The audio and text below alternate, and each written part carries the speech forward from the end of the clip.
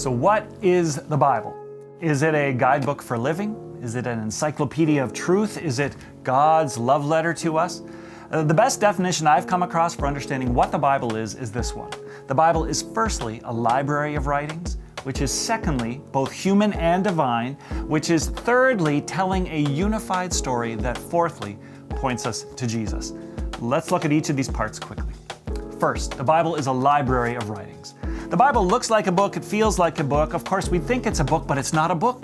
It's actually a library of books. It's 66 different books of different genres, from poetry to history to prophecy to letters, all in one volume. And that's why you can't approach the Bible like it's a book. You have to approach it like a library, expecting to find different types of literature inside of it.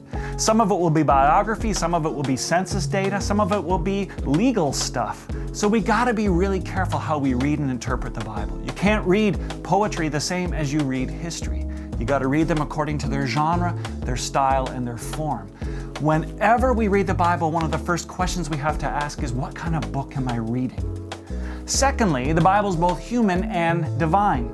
You see, some people think that the Bible was just dictated to humans and the writers just wrote down what they heard, but that's not how God works. God always works through free, intelligent human beings. He didn't manipulate the authors of Scripture like they were puppets. He didn't erase their personality or their culture or their vocabulary or their worldview. Instead, God collaborated with human beings.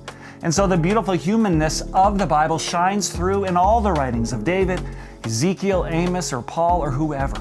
But the Bible is also inspired by God at the same time. The words that we're reading are the very words that God wanted us to be reading all along. So there's this tension. Just like Jesus is both fully God and fully human, so the Bible is this wonderful mystery of both human and divine authorship. Thirdly, the Bible tells a unified story.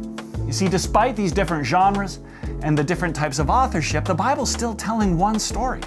In fact, for the most part, the Bible is narrative. It's just telling us stuff that happened.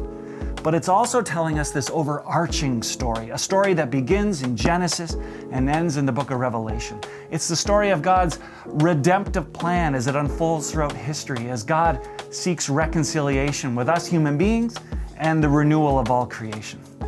When we read the Bible as a collection of disjointed text, it doesn't make any sense because the Bible was meant to be read as one beautiful story.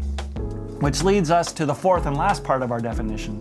This story in the Bible is leading us to someone. It's leading us to Jesus. Now, I'm not saying that you'll find Jesus mentioned on every page, but what I'm saying is that in its entirety, the Bible is pointing us toward Jesus as the culmination of God's plan.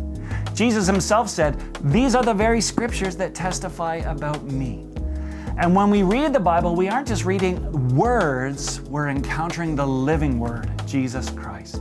So we don't elevate or worship the Bible, we worship the one to whom the Bible points. The Bible is amazing, but it can't give you life. Only Jesus can do that. So what is the Bible? The Bible is a library. The Bible is both human and divine. The Bible tells a unified story, and most importantly, the Bible points us to Jesus.